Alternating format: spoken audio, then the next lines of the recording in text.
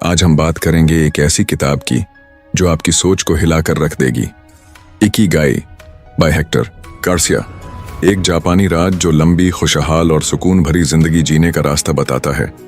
चलिए आज की शुरुआत करते हैं पहले चैप्टर से, जिसका नाम है the art of staying young while growing old, यानी उम्र बढ़े लेकिन दिल जवान रहे।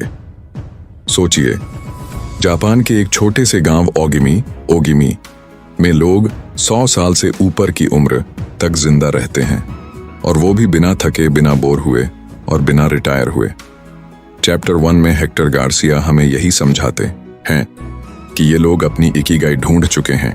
इकिगाई यानी जीने की वजह, वो चीज जो सुबह उठने की एक ठोस वजह देती है। इन लोगों की जिंदगी में एक खास बात है, वो कभी रिटायर नहीं होते। वो छोटे छोटे कामों में भी खुशी ढूंढते हैं।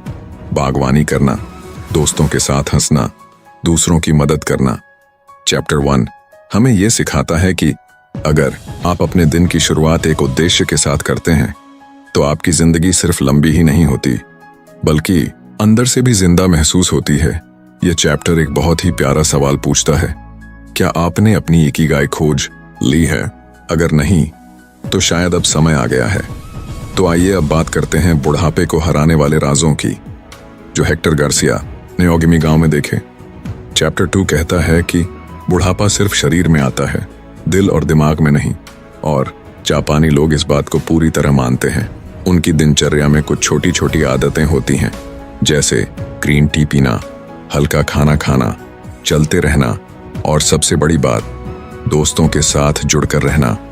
यह चैप्टर हमें बताता है कि असल एंटी एजिंग कोई क्रीम या दवा नहीं होती, बल्कि एक जिंदा और जुड़ी हुई जिंदगी होती है। इन्होंने एक शब्द बताया, मोआई। इसका मतलब होता है आपका अपना ग्रुप जो मुश्किल वक्त में साथ देता है।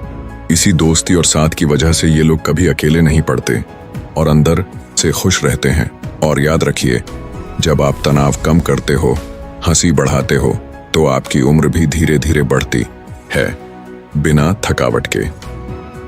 चैप्टर 3 में हेक्टर गार्सिया हमें मिलवाते हैं एक खास विचार से, जिसे कहते हैं लोगोथेरेपी से बनाया था एक महान मनोवैज्ञानिक विक्टर फ्रैंकल, जो खुद भी जंग और कैंप के दर्द से गुजरे थे। उनका कहना था कि जब इंसान को उसकी जिंदगी का अर्थ, मीनिंग मिल जाता है, तो वह किसी भी दर्द को सह सकता है। लोगोथेरेपी का मतलब होता है थेरेपी थ्रू मीनिंग, यानी अपने दुखों का इलाज एक मकसद खोज कर करना। इस चैप्टर में बताया गया है कि कैसे कई लोग तनाव, डिप्रेशन और खालीपन से जूझ रहे होते हैं, क्योंकि उन्हें नहीं पता कि वो क्यों जी रहे हैं। लेकिन जिस दिन उन्हें वो मकसद, वो इकिगाई मिल जाता है, वो फिर से जीना शुरू कर देते हैं। इस चैप्टर में यह भी बताया गया है कि जिन लोगों के पास कोई बड़ा कारण होता है जीने का, उन्हें जिंदगी की छोटी छोटी मुश्किलें तोड़ नहीं पाती।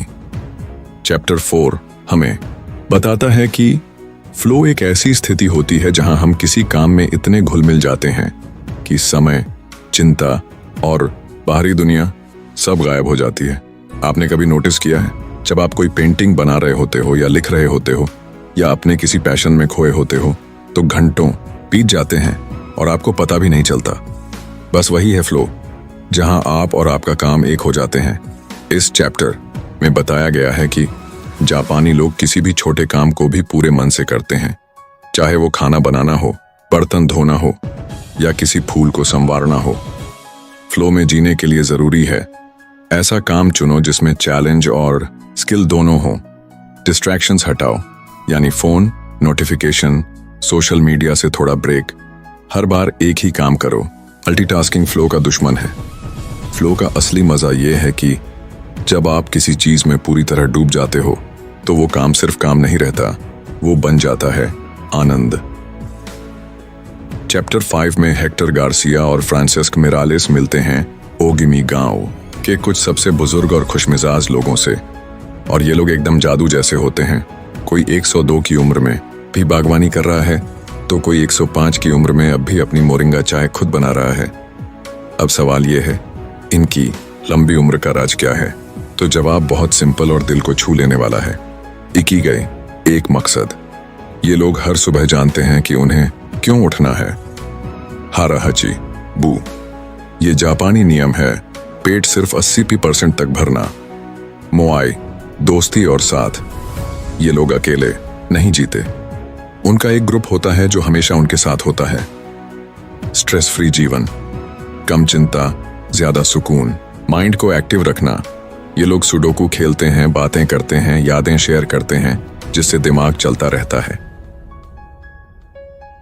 चैप्टर 5 हमें यह बताता है कि लंबी उम्र कोई जादू नहीं, बल्कि एक जीने की शैली, लाइफस्टाइल है, जहां आप खुद से, दूसरों से और अपने काम से प्यार करते हो। चैप्टर 6 में हेक्टर गार्सिया बताते हैं कि जापान के लोग खाना सिर्फ पेट भरने के लिए नहीं खाते, वो खाना खाते हैं जिंदगी बढ़ाने के लिए। तो क्या है उनके खाने के राज? हरा हचीबू, सबसे पहला और सबसे जरूरी नियम, पेट 80% तक भरो, 100% नहीं। यानी खाओ इतना कि भूख बचे थोड़ी सी। इससे पेट भी हल्का रहता है और उम्र भी बढ़ती है। ज्यादा सब्जियां, कम मांस। जापानी लोग अपने खाने में 80% हिस्सा पौधों से आता है। सब्जियां, फल, समुद्री घास, सीवीड, सोया, टोफू वगैरह। ग्रीन टी और हर्बल ड्रिंक्स, ये लोग एंटीऑक्सीडेंट से भरपूर चाय पीते हैं, जैसे जैस्मिन टी, मोरिंगा टी और बहुत हल्का ब्लैक टी। फिश ज्यादा, रेड मीट कम। इनकी डाइट में मछली बहुत अहम है, जो दिल और दिमाग दोनों के लिए अच्छी होती है। कम शक्कर लेकिन मिठास बरकरार। थोड़ी बहुत मिठाई खाते हैं पर ज्यादा प्रोसेस्ड चीजों से दूर रहते हैं। खाने का तरीका भी माइंडफुल होता है, धीरे धीरे शांति से खाते हैं। टीवी या फोन के सामने नहीं, बल्कि खाने का आदर करते हुए खाते हैं। चैप्टर 7 में हेक्टर गार्सिया बताते हैं कि जिन लोगों ने 100 साल की उम्र पार की है, वो रोजाना कोई भारी एक्सरसाइज नहीं करते, बल्कि वो अपने शरीर को हल्के फुल्के तरीके से हर रोज चलाते रहते हैं। उनका सिद्धांत है नेवर रिटायर, कीप मूविंग। यानी रिटायरमेंट सिर्फ नौकरी से लो, जिंदगी से नहीं। तो वो क्या करते हैं? गार्डनिंग। बहुत से लोग हर दिन बगीचे में काम करते हैं। मिट्टी से जुड़ना, हरियाली के बीच रहना, ये शरीर और मन दोनों को शांत करता है। रेडियो टाइसो जापान में एक हल्की सी एक्सरसाइज होती है, जिसे बच्चे से लेकर बुजुर्ग तक हर कोई सुबह करता है। ये सिर्फ 5 मिनट की होती है, लेकिन बहुत असरदार। वॉकिंग एंड स्ट्रेचिंग, रोजाना टहलना, थोड़ा स्ट्रेच करना, यही उनकी असली फिटनेस रूटीन है।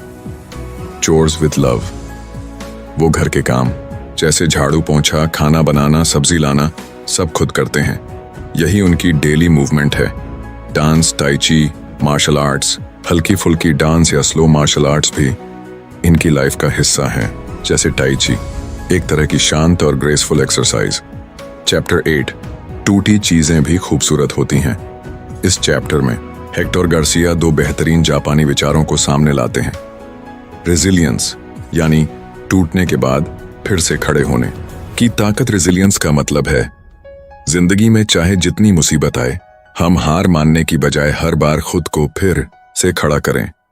जापानी लोग कहते हैं फॉल 7 टाइम्स, स्टैंड अप 8, यानी 7 बार गिरो तो भी 8वीं बार उठो जरूर। इकिगाई हमें यही सिखाता है, अगर हमारे पास एक वजह है जीने की, तो हम किसी भी दर्द को सह सकते हैं। वाबी साबी, अधूरेपन और असमानता की सुंदरता। वाबी साबी एक जापानी फिलॉसफी है जो कहती है कि जो चीज अधूरी है, पुरानी है या टूटी है, वो भी सुंदर हो सकती है।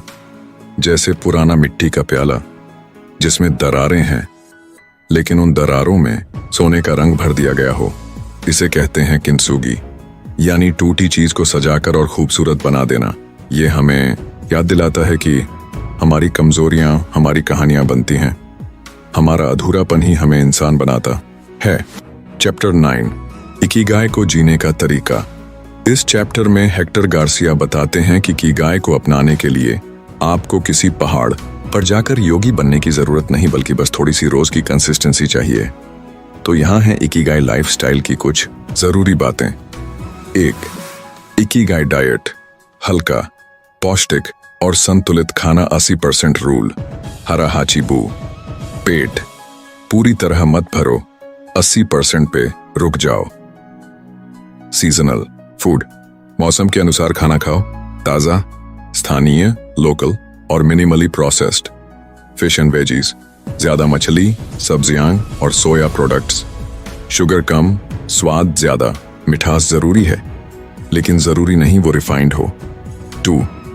जेंटल एक्सरसाइज, शरीर को चलाते रहो रोजाना, थोड़ा चलो, पैदल जाओ, बगीचे में काम करो, थोड़ा स्ट्रेचिंग करो। जरूरत नहीं भारी वेट उठाने की, बस बॉडी एक्टिव रहनी चाहिए। tai chi, योगा, डांस, जो मन को भी सुकून दे, वही असली मूवमेंट है। 3.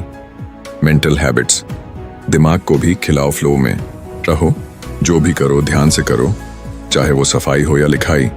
खुद से सवाल पूछो, आज मैं क्यों जगा हूं? ग्रेटिट्यूड प्रैक्टिस, रोज कम से कम 3 चीजों के लिए आभार जताओ। कैरोकी, पजल, ड्राइंग, दिमाग को हल्का और मजेदार बनाए रखो। 4. सोशल लाइफ, अकेले मत जियो, मुआय बनाए, यानी ऐसा ग्रुप जो सपोर्ट करे, समझे, हंसाए। रोज किसी से बात करो, फोन पर नहीं, दिल से। चैप्टर 10 समरी, 100+ साल जीने वालों से क्या सीखें। इस चैप्टर में हेक्टर गार्सिया हमें ओकिनावा के बुजुर्गों की जिंदगी से कुछ जरूरी सबक सिखाते हैं। यहाँ कुछ मुख्य बातें जो हम इन लोगों से सीख सकते हैं। पर्पस ऑफ लाइफ, एक उद्देश्य होना चाहिए। जापान के सेंटिनेरियंस, 100+ साल जीने वाले लोग, अपनी जिंदगी को बहुत क्लियर पर्पस के साथ जीते हैं। उनका मानना है कि जब तक हमें इकिगाई मिलता रहता है, यानी अपनी वजह, अपना उद्देश्य, तब तक जिंदगी में कोई थकान नहीं होती। एक उद्देश्य से जीवन को जीने से मानसिक तनाव कम होता है और उम्र बढ़ने में मदद मिलती है। सेंस ऑफ कम्युनिटी, समाज और रिश्तों का महत्व। इन बुजुर्गों का मानना है कि अच्छे रिश्ते और समाज के साथ जुड़ाव लॉन्जेविटी, लंबी उम्र का एक बड़ा कारण है। मुआई, समूह नामक जापानी परंपरा में लोग एक दूसरे का ध्यान रखते हैं, चाहे वो छोटे परिवार हो, दोस्ती हो या समाज, उनके लिए यह सब कुछ है। एक दूसरे का सहयोग उन्हें मुश्किल समय में संभालने की ताकत देता है। एक्टिव लाइफस्टाइल, शरीर और दिमाग को हमेशा सक्रिय रखें। कसरत सिर्फ जिम तक सीमित नहीं होती। साधारण फिजिकल एक्टिविटी जैसे रोजाना टहलना, बगीचे में काम करना, घर के काम करना, ये सब उनके जीवन का हिस्सा है। इसके अलावा मानसिक रूप से भी सक्रिय रहने के लिए वे पजल्स, रीडिंग और हल्की शारीरिक गतिविधियों से जुड़े रहते हैं, जो दिमाग को ताजगी देते हैं। 4. बैलेंस्ड डाइट, खाने का सही तरीका। इन बुजुर्गों की डाइट में मिनिमलिज्म है, यानी वो अपनी जरूरत से ज्यादा नहीं खाते। उनका मानना है कि कम खाने से पेट हल्का रहता है और उम्र लंबी होती है। हराहची-बू 80% रूल उनके लिए जीवन का आदर्श है, जहां वो सिर्फ 80% तक पेट भरते हैं, ना कि पूरी तरह से। उनकी डाइट में सेल्फ ग्रोवन फूड्स, घरों में उगाई हुई चीजें, ताजे फल, सब्जियां, मछली और अनाज शामिल होते हैं, जो सेहत